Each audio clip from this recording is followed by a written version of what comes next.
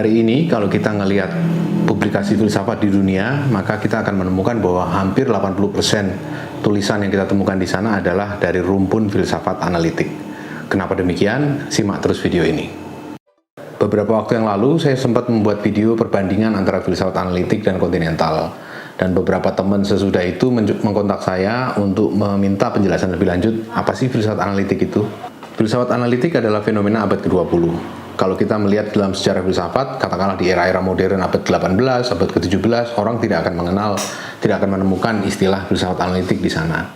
Filsafat analitik kita tahu bukanlah suatu aliran pemikiran dalam pengertian suatu kumpulan doktrin filsafat atau pandangan dunia tertentu, tetapi lebih tepatnya adalah satu rumpun pendekatan yang sebetulnya diawali di abad 19 oleh seorang filsuf Jerman bernama Gottlob Frege.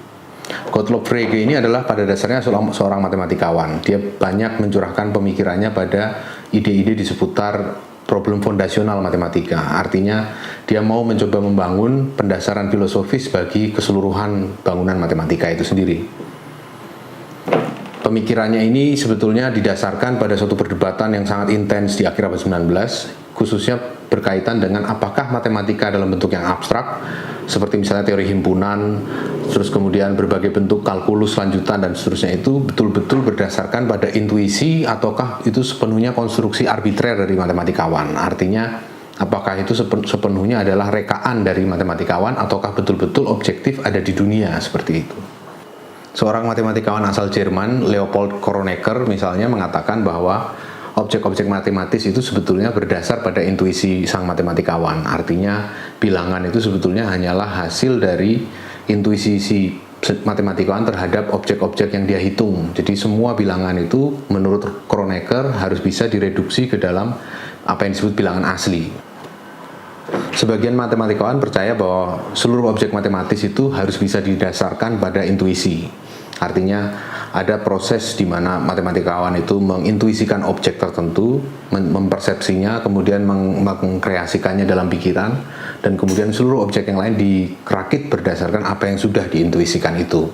Misalnya bilangan rasional atau bilangan pecahan itu sebetulnya adalah konstruksi dari bilangan asli atau bilangan yang kita kenal 1, 2, 3, 4, bilangan bulat positif seperti itu. Pandangan ini diajukan oleh seorang matematikawan Jerman bernama Leopold Kronecker di akhir abad 19. Nah, pandangan ini juga populer di kalangan matematikawan pada masa itu, seperti misalnya dalam pemikiran Henri Poincaré di Prancis. Dengan membasiskan matematika pada intuisi tentang bilangan, intuisi langsung manusia tentang bilangan, artinya bilangan itu dilihat sebagai abstraksi dari kumpulan objek-objek yang terpersepsi secara indrawi, maka sebetulnya mereka ini, para matematikawan yang beraliran percaya pada intuisi ini, sebetulnya mau mempersoalkan berbagai bentuk entitas matematis yang klaimnya tidak bisa didasarkan pada intuisi. Entitas-entitas abstrak seperti misalnya himpunan atau misalnya ketakteringgaan yang sifatnya aktual, real seperti itu, mereka melihatnya sebagai sesuatu yang potensial saja, sebagai kemungkinan bahwa kita bisa membilang sampai tidak terhingga. Tetapi kita tidak pernah bisa sampai kepada ketakteringgaan itu sendiri, menurut para matematikawan berbasis intuisi ini. Di tengah perdebatan seperti itulah hadir Gottlob Frege menawarkan suatu perspektif yang baru. Menurut dia, matematika itu tidak didasarkan pada intuisi tetapi sepenuhnya pada konstruksi logika. Artinya basis dari matematika adalah murni logika. Argumen Frege sebetulnya sederhana, yaitu bahwa keseluruhan sistem bilangan yang kita kenal sebetulnya bisa dirakit berdasarkan definisi logis atas fungsi. Misalnya fungsi penjumlahan, fungsi perkalian, fungsi pembagian dan seterusnya. Jadi seluruh bilangan itu bisa dideduksikan, diturunkan ketika kita sudah menetapkan sederet fungsi yang dikatakanlah primitif. Jadi sudah ada diasumsikan sejak awal, misalnya penjumlahan.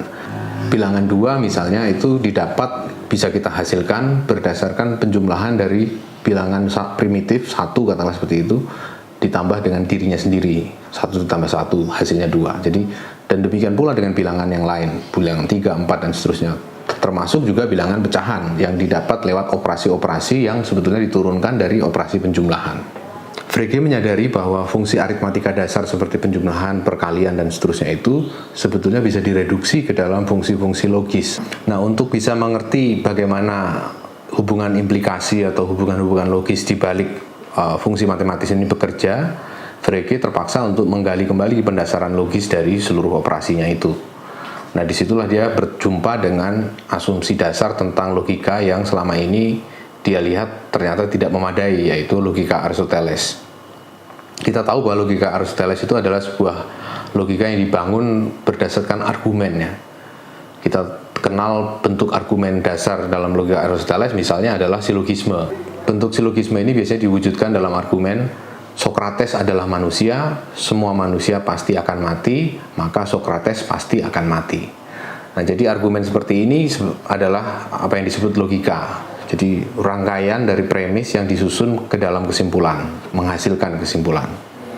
Sudah cukup lama logika Aristoteles ini dianggap tidak memadai. Di abad 19 awal misalnya, orang seperti George Boole, seorang matematikawan dari Inggris, mencoba merumuskan logika alternatif terhadap logika Aristoteles. Walaupun demikian, dia tidak bisa sepenuhnya berhasil karena toh tetap dia bekerja dalam kerangka silogisme yang sudah diciptakan oleh Aristoteles.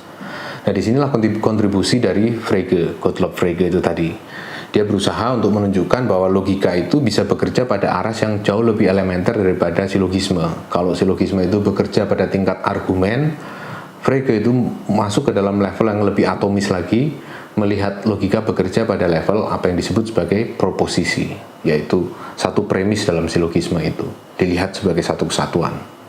Dalam pemikiran Frege, proposisi itu harus dibedakan dengan pernyataan deklaratif biasa.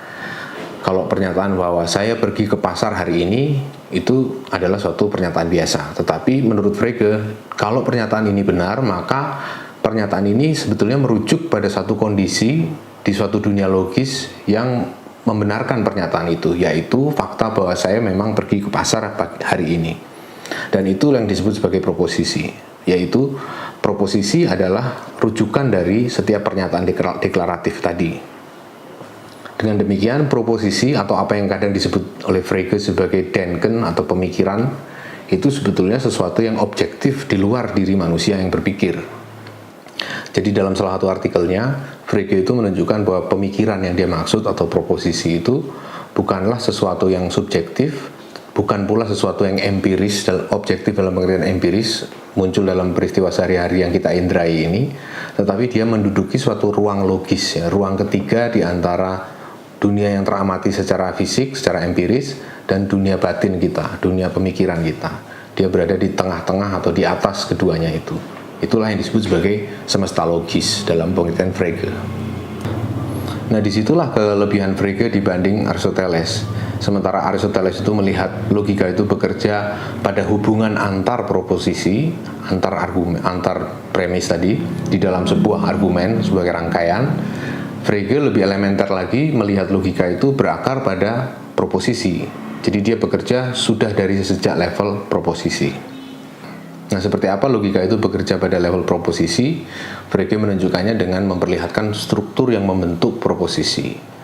Menurut Frege, setiap proposisi itu selalu terdiri dari apa yang kemudian disebut sebagai konstanta logis dan peubah logis atau variabel logis. Peubah logis adalah segala macam objek yang kita rujuk di dalam proposisi, misalnya bola, meja, kursi, dan seterusnya.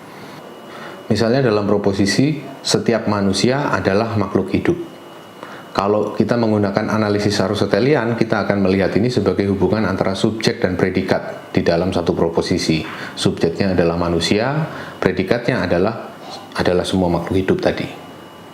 Sementara kalau kita menggunakan model pendekatan Frege, kita akan melihat bahwa sebetulnya yang disebut dengan subjek dan predikat itu hanyalah struktur gramatikal dari proposisi itu sebagai bahasa.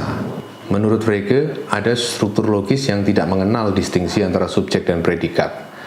Struktur itu dapat dijabarkan kalau tadi proposisinya berbunyi setiap manusia adalah makhluk hidup, maka itu bisa dijabarkan sebagai setiap X, jika X adalah manusia, maka X adalah makhluk hidup. Itu adalah proposisi yang terkandung di dalam kalimat tadi, setiap manusia adalah makhluk hidup. Bagaimana kita membaca proposisi ini? Proposisi ini tadi kan berbunyi untuk setiap X, artinya untuk semua X, segala macam X. Kalau X itu adalah manusia, maka X itu adalah makhluk hidup. Jadi apa yang disebut tadi sebagai peubah atau variabel di dalam atau variabel logis di dalam proposisi itu yang disebut tadi dengan X. Sementara apa yang disebut sebagai konstanta itu adalah hubungan jika maka dan untuk semua yang ada di awal tadi. Nah, di bagian awal tadi disebut untuk semua, itu artinya itu yang kemudian disebut sebagai kuantor atau quantifier dalam bahasa Inggris. Quantifier universal lebih tepatnya, yaitu pembilang yang membilang objek secara universal, artinya untuk semua X, bukan hanya sebagian X. Sedangkan dalam proposisi itu sendiri juga ada tadi jika dan maka, itu adalah apa yang disebut sebagai implikasi atau pengisyaratan. Pengisyaratan ini bekerja dengan satu aturan, dia hanya akan salah kalau antecedennya benar dan konsekuennya salah. Jadi yang bagian depannya benar, bagian belakangnya salah. Baru ketika itulah maka hubungan implikasi ini dikatakan salah. Selebihnya kalau yang depan benar, yang belakang benar, kalau yang depan benar, yang belakang, kalau yang depan salah, belakang benar, itu dikatakan implikasi itu benar. Jadi di sini bisa kita lihat bahwa sebetulnya dalam kalimat yang sepertinya menandakan hubungan antara subjek predikat, sebetulnya itu di balik itu ada struktur logis yang tersembunyi. Tadi yang saya ungkapkan sebagai untuk setiap X, jika X adalah manusia, maka X adalah makhluk hidup. Nah, struktur logis inilah yang dibaca oleh Frege sebagai kandungan atau konten dari setiap kalimat-kalimat pernyataan deklaratif yang bisa dibenarkan atau disalahkan di dalam seluruh ilmu pengetahuan termasuk matematika. Di dalam bukunya yang dalam bahasa Jerman berjudul Begriffsschrift atau yang dikenal sebagai Conceptual Notes, dia menjabarkan berbagai bentuk konstanta dan variabel logis itu di dalam satu sistem bahasa artifisial yang kemudian kita kenal sebagai bahasa logis. Sistem notasi Fregean yang dikembangkan di dalam buku Begriffsschrift itu tidak dipakai kemudian hari karena dianggap terlalu cumbersome, artinya terlalu membutuhkan unsur-unsur tipografi yang cukup ribet. Seorang matematikawan Italia bernama Giuseppe Peano merumuskan bentuk notasi yang lebih sederhana berdasarkan pemikiran Frege itu, dan notasi Peano itulah yang kemudian kita pakai sampai hari ini ketika kita bicara tentang logika modern. Sistem lambangnya adalah sebetulnya sistem lambang dari Peano atau dikembangkan sedikit-sedikit dimodifikasi dari sistem Peano dan bukan dari sistem Frege. Temuan Frege di akhir abad 19 inilah yang kemudian dipungut oleh seorang filsuf Inggris bernama Bertrand Russell ke dalam apa yang kemudian dia kembangkan menjadi suatu pendekatan filsafat yang dikenal sebagai filsafat analitik. Jadi filsafat analitik itu sebetulnya berakar pada Frege, tetapi untuk pertama kalinya dikembangkan oleh Bertrand Russell di awal abad ke-20. Salah satu teks fondasional di mana orang biasa merujuk ketika orang bicara tentang asal-usul filsafat analitik adalah satu artikel di tahun 1905 berjudul On Denoting atau tentang merujuk yang dibuat oleh Bertrand Russell. Dan di dalam artikel itu Russell menerapkan analisis model Frege tadi ke dalam problem-problem bahasa sehari-hari. Khususnya dia berusaha memecahkan suatu teka-teki lama dalam filsafat, yaitu ketika kita berbicara tentang objek yang tidak ada. Di artikelnya itu Russell berusaha menjawab suatu permasalahan pelik dalam sejarah filsafat, yaitu membilang tentang objek yang tidak ada atau membicarakan tentang objek yang tidak ada. Seperti misalnya gunung emas atau persegi yang bulat, atau misalnya Raja Perancis hari ini. Kita tahu bahwa sejak revolusi Perancis tidak memiliki raja dalam pengertian yang kita kenal ya. Dia hanya ada presiden dan seterusnya. Nah, bagaimana kita menganalisis kalimat yang menyebut tentang keberadaan Raja Perancis sekarang? Bagaimana itu dirumuskan secara logis? Nah, Russell berhasil menunjukkan di dalam artikelnya On Denoting itu bahwa dengan merujuk sesuatu kita tidak harus mengakui keberadaannya. Kita bisa saja berbicara tentang sesuatu objek yang tidak ada, yang kita tahu tidak ada, seperti misalnya persegi yang bulat, tetapi kita bisa membicarakannya demikian rupa sehingga pernyataan kita ini tidak mensyaratkan kita untuk mengakui bahwa objek itu ada. Misalnya pernyataan seperti misalnya Raja Perancis hari ini botak. Bagaimana pernyataan ini dianalisis secara logis? Dalam analisis standar orang akan melihat bahwa itu akan dirumuskan sebagai ada Raja Perancis dan Raja Perancis itu botak. Russell membypass seluruh permasalahan ini dengan merumuskannya dalam bentuk implikasi. Untuk setiap X, jika X adalah Raja Perancis hari ini, maka X adalah botak. Dengan cara itu Russell tidak berbicara tentang keberadaan Raja Prancis hari ini karena dia tahu itu tidak mungkin dibicarakan karena Raja Prancis hari ini tidak ada, tapi dia toh tetap bisa membicarakannya. Artinya dia merumuskannya dalam bentuk implikasi tadi. Nah, ini adalah salah satu contoh bagaimana sebetulnya proposisi yang seolah-olah merujuk pada objek yang tidak ada, non-existent object katakanlah seperti itu, ternyata bisa disadur menjadi proposisi yang sebetulnya kondisional, yang sebetulnya bersyarat seperti itu. Sehingga kita tidak harus menerima keberadaan objek yang non-existent tadi itu. Nah, perkembangan filsafat analitik di kemudian hari itu ditentukan sangat besar oleh cara Russell membahas masalah-masalah elementer seperti tadi itu. Filsafat analitik kemudian dikenal sebagai filsafat bahasa persis karena pendekatan yang tadi diawali oleh Russell. Jadi dengan cara menganalisis struktur logis dari bahasa atau ungkapan-ungkapan yang biasa kita dengar sehari-hari atau ungkapan-ungkapan yang biasa dipakai oleh para filsuf untuk berdebat. Pemikiran Russell ini kemudian dikembangkan oleh salah satu muridnya bernama Ludwig Wittgenstein dari Jerman yang menulis satu buku berjudul Tractatus Logico-Philosophicus yang isinya adalah kumpulan tesis yang menggambarkan bagaimana keseluruhan dunia ini bisa distruktur berdasarkan hubungan-hubungan logis elementer, yang mana hubungan-hubungan logis itu ketika dirumuskan dalam bentuk proposisi itu sebetulnya adalah potret atau lukisan dari kenyataan. Di dalam Wittgenstein lah untuk pertama kalinya dalam filsafat analitik muncul kesadaran bahwa filsafat itu pertama-tama berperan sebagai suatu sarana terapi pemikiran atau terapi bahasa. Artinya tugas filsuf itu bukanlah menganalisis dunia, artinya memberikan teori tentang dunia, doktrin tentang dunia, seperti halnya sains, tetapi bahwa tugas filsuf adalah menganalisis bahasa yang dipakai oleh manusia ketika membicarakan tentang dunia. Jadi, ini adalah perbedaan antara apa yang disebut sebagai first order disiplin dan second order disiplin. Jadi, kalau sains dan ilmu pada umumnya adalah berbicara langsung tentang dunia, membicarakan misalnya konstitusi kimiawi dari dunia, misalnya para kimiawan itu, atau misalnya membicarakan struktur fisik dari dunia, atom, quark, neutrino dan seterusnya, itu adalah tugas para fisikawan. Maka tugas filsuf bukanlah menambahkan satu teori baru tentang dunia seperti halnya para kimiawan dan fisikawan ini, tetapi dia membicarakan bahasa yang dipakai oleh para ilmuwan ini.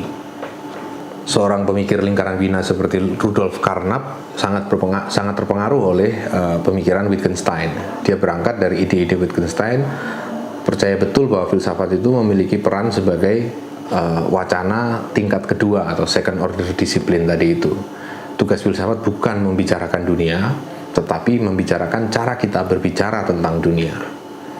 Nah, disitulah karena membangun satu garis tegas antara apa yang disebut sebagai sains dan metafisika. Metafisika adalah filsafat yang kebablasan, artinya filsafat yang mau berbicara langsung tentang dunia, membangun satu teori tentang dunia tanpa membatasi diri pada pembicaraan tentang sains. Di dalam pemikiran Hegel misalnya, terdapat gambaran tentang bahwa di balik realitas yang kelihatan ini terdapat sesuatu yang disebut sebagai roh, dan itulah yang menjadi dasar dari geraknya kenyataan ini.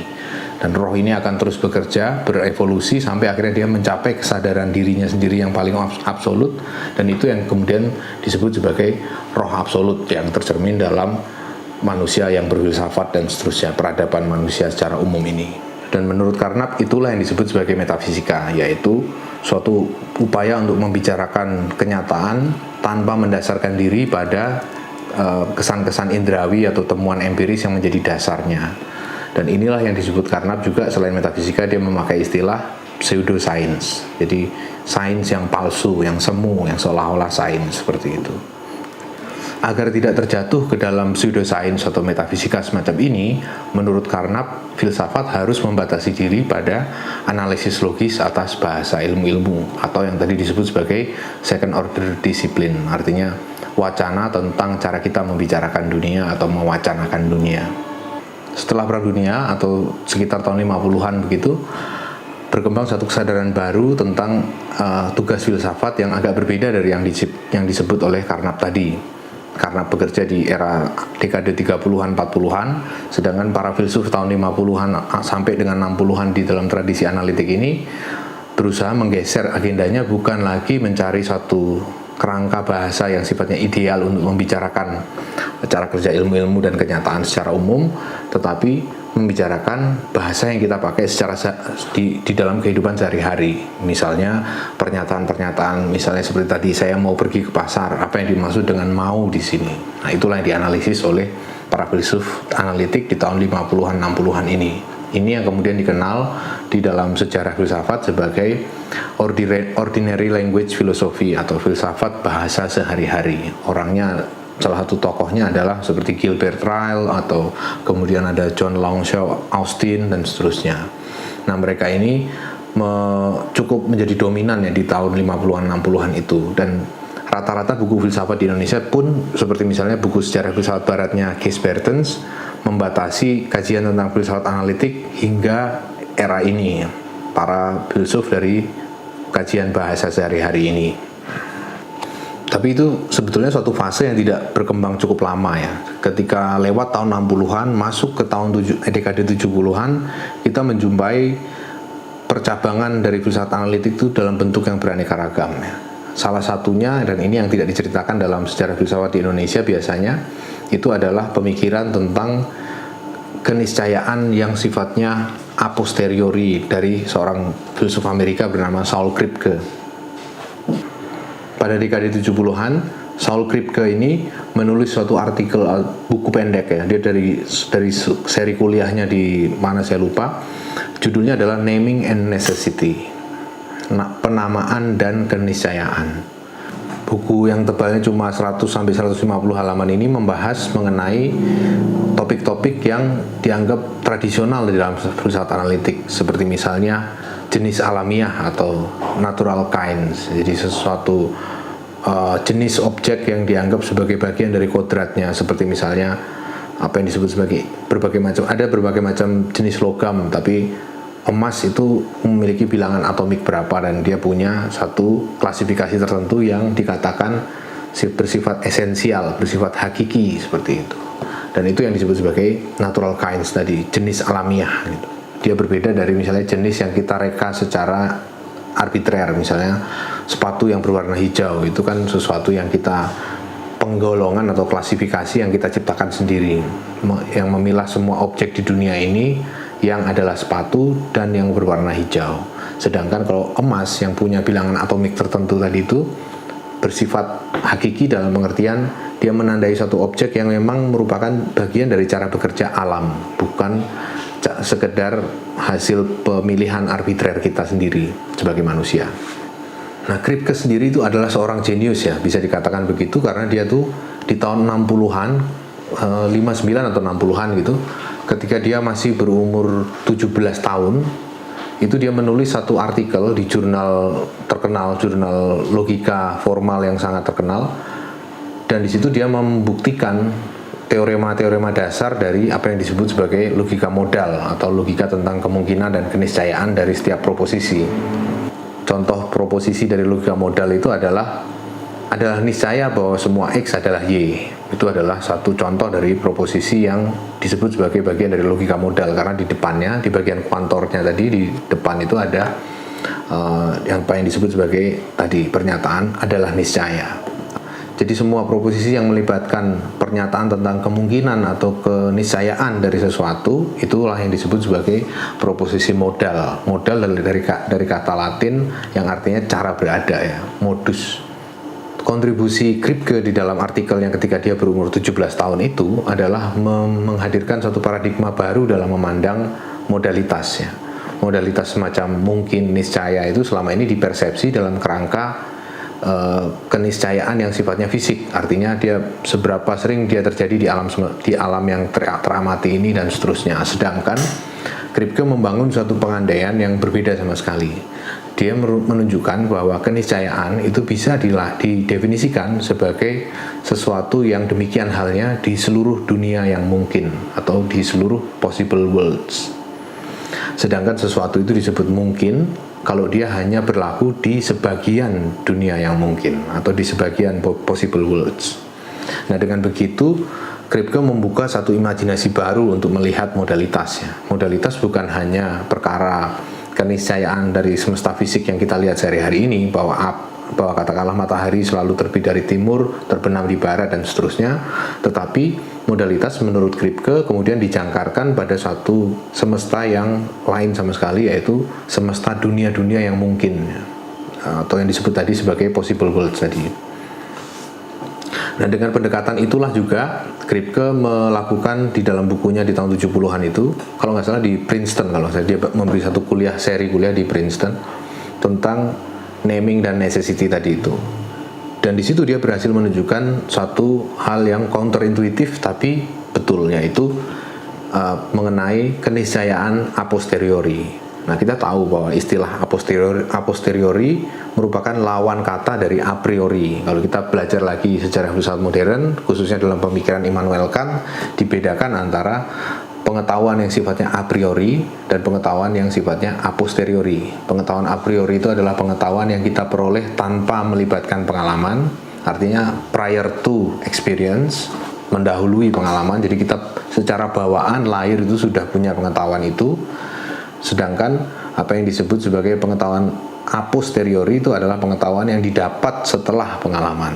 Artinya pengetahuan yang ketika kita melihat mengobservasi kenyataan lalu kita menyimpulkan bahwa katakanlah semua bebek berwarna putih, misalnya seperti itu.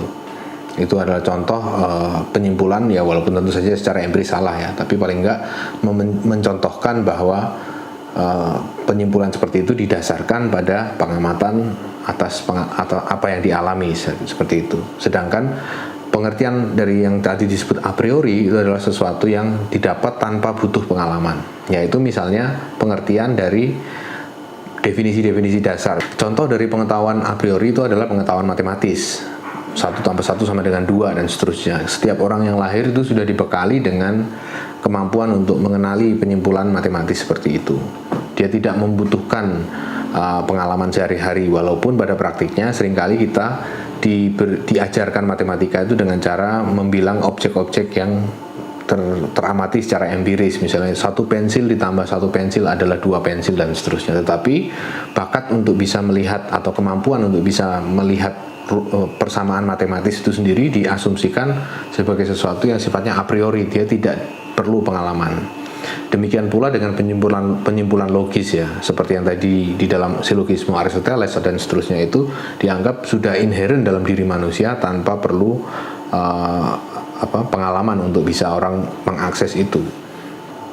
Nah, dalam konteks distingsi antara a priori dan a posteriori ini biasa dibedakan juga satu distingsi lain yang diikat ke situ, yaitu antara yang niscaya dan yang mungkin. Kalau sesuatu itu a posteriori, dia seringkali disebut sebagai sesuatu yang mungkin, sesuatu yang tidak niscaya gitu. Karena pengalaman ini kan tidak jadi ini problemnya berasal dari Hume sebetulnya. Jadi bahwa apa yang kita simpulkan berbasis pengalaman itu tidak pernah sifatnya mutlak. Dia selalu bisa direvisi ketika ada pengamatan baru yang membatalkan asumsi semula, seperti itu. Sedangkan kalau yang sifatnya matematis, a priori tadi itu, dia berlaku secara niscaya, artinya dia nggak bakal bisa berubah oleh pengalaman. Jadi kita tidak pernah tiba-tiba bangun tidur dan menemukan bahwa 1 tambah 1 sama dengan 5 gitu, tidak pernah seperti itu. Secara benar seperti itu nggak pernah. Nah, ini yang kemudian menjadi asosiasi dasar ya. Jadi orang kalau bicara tentang a priori selalu diasosiasikan dengan niscaya, sedangkan orang kalau bicara a posteriori selalu diasosiasikan dengan kemungkinan gitu, bukan sesuatu yang niscaya.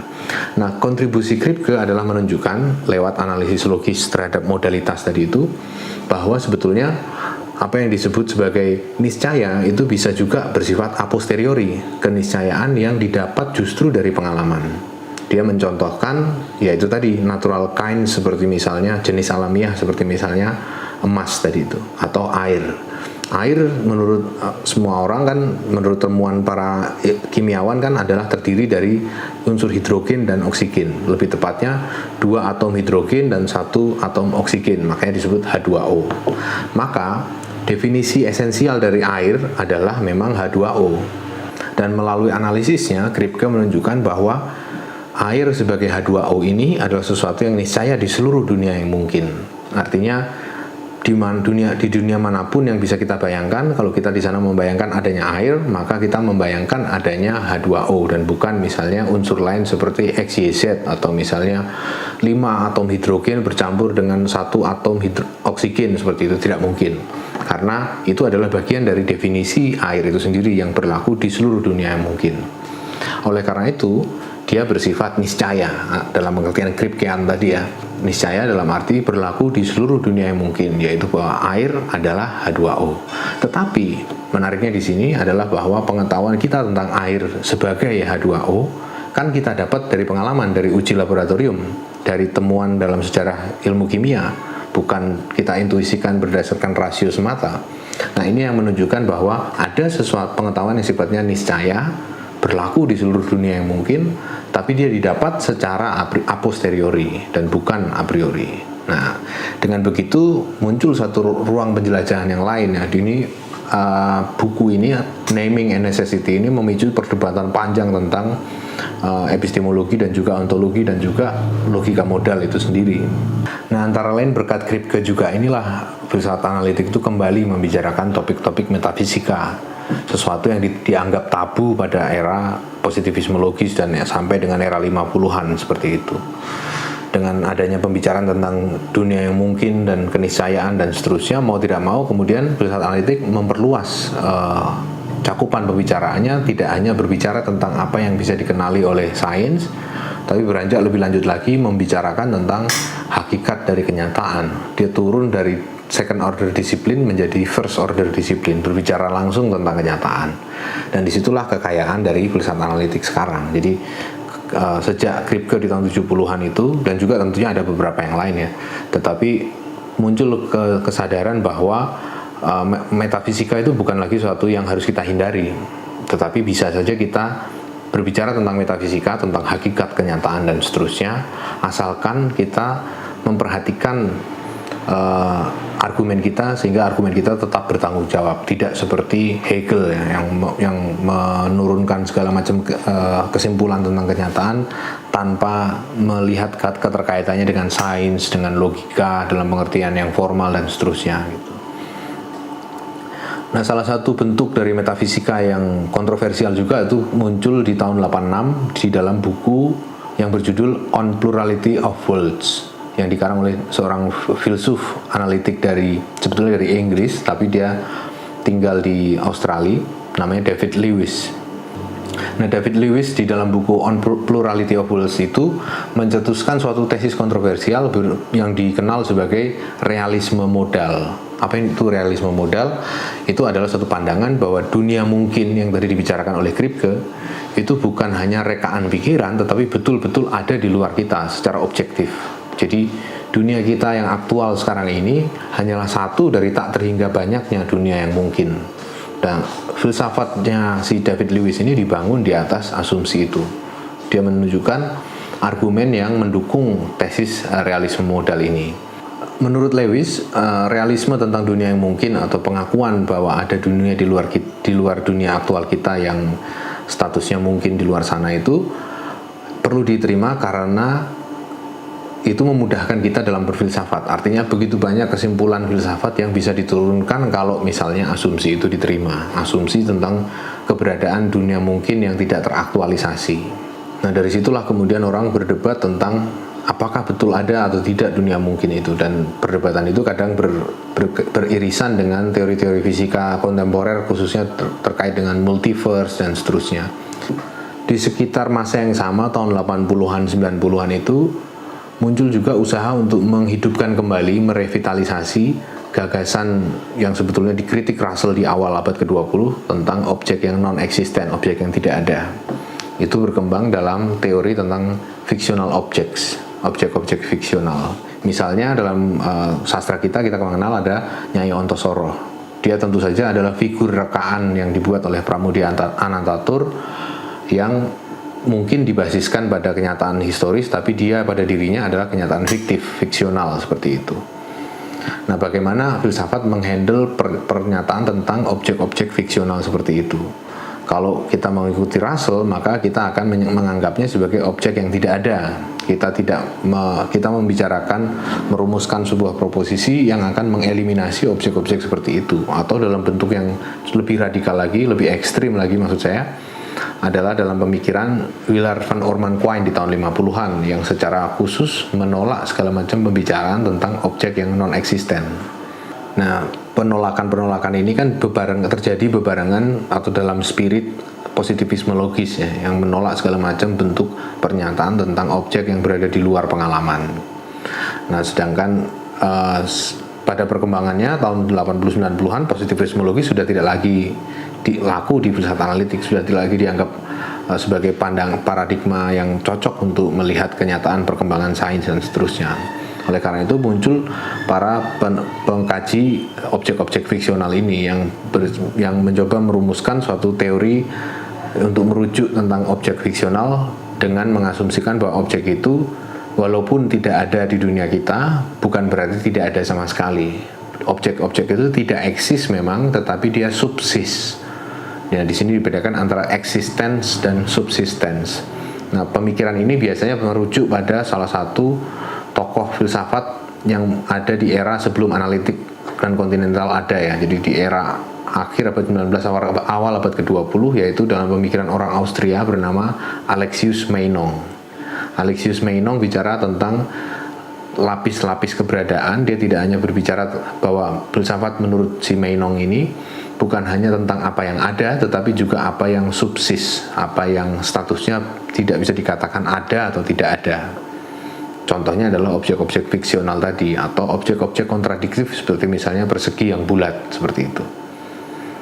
Nah, perkembangan ini terus berlanjut sampai dengan tahun 2000-an ke sini dalam berbagai macam wujudnya, dan ini juga menunjukkan bahwa filsafat analitik adalah satu pendekatan filsafat yang sangat sangat hidup sekali dewasa ini. Kita melihat berbagai macam penerbitan jurnal-jurnal itu yang sebagian besar didominasi oleh filsafat analitik. Misalnya adalah Journal of Philosophy yang dicetak tanpa cover ya, tanpa soft ataupun hard cover, jadi hanya semacam fotokopian. Itu salah satu jurnal paling prestisius dalam filsafat analitik. Contoh lainnya adalah misalnya Australasian Journal of Philosophy, itu juga salah satu jurnal yang cukup penting khususnya dalam kajian logika dan metafisika. Dan contoh yang agak lama, sebetulnya sudah cukup lama, jurnal dari awal abad ke-20 tapi ya belakangan masih dirujuk oleh para filsuf analitik, adalah Mind. Itu jurnal yang sudah muncul di eranya Russell. Dan filsafat analitik tidak hanya dipraktekkan di Amerika dan Inggris hari ini. Dia menyebar di seluruh dunia, di Kanada, di Amerika Latin, di Afrika, di India, dan di Jepang, Australia. Itu banyak sekali jurusan-jurusan filsafat yang penekanannya lebih ke analitik daripada kontinental. Dan bahkan dalam arti tertentu Inggris sebagai katakanlah tempat kelahiran filsafat analitik itu sendiri tidak lagi mendominasi percakapan terbaru yang paling hangat tentang filsafat analitik. Justru sekarang itu didominasi, kalau nggak Amerika ya Australia. Dan itu juga ada karakterisasinya sendiri-sendiri. Kalau Amerika itu biasanya cenderung fisikalis, artinya dekat dengan tesis tentang ilmu-ilmu alam, artinya bahwa filsafat itu berbasis pada ilmu-ilmu alam, bahwa dia harus berbicara dengan berlandaskan data empiris dan seterusnya. Sedangkan kalau Australia itu orientasinya lebih rasionalis, katakanlah kalau kita pakai terminologi filsafat modern ya. Rasionalis dalam pengertian menekankan pada thought eksperimen atau eksperimen pikiran, pada bukti berbasis intuisi filsafat dan seterusnya. Jadi tidak mendasarkan diri pada ilmu-ilmu alam, seperti itu. Itu karakterisasi paling kasar tentang kondisi filsafat sekarang ya. Oke, kira-kira itu yang bisa saya sampaikan tentang filsafat analitik. Mungkin kita akan update lagi dari video yang akan datang.